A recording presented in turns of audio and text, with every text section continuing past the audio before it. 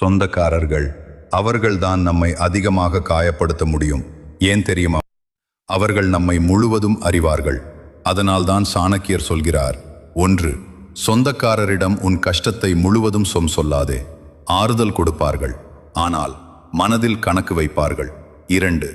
உன் வருமானம், சேமிப்பு, திட்டங்கள் ரகசியம் தெரிந்தவுடன் ஒப்பிட ஆரம்பிப்பார்கள். 3. எல்லோருக்கும் ஓடி உதவாதே. ஒரு முறை உதவினால் அது உன் கடமையாகிவிடும். 4. தேவையில்லாத விளக்கம் கொடுக்காதே.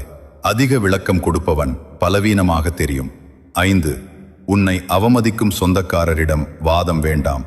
அமைதியாக தூரம் விட்டு நில். 6. குடும்ப விஷயங்கள் எல்லாம் பகிர வேண்டிய அவசியமில்லை. அமைதிதான் பாதுகாப்பு. 7. உன் முன்னேற்றத்தை காட்டிக்கொள்ளாதே. அவர்கள் கேட்கும்போது மட்டும் சிரித்து பேசு. சாணக்கியர் சொல்கிறார், சொந்தக்காரர்களிடம் எல்லாம் மனதை திறந்தவன்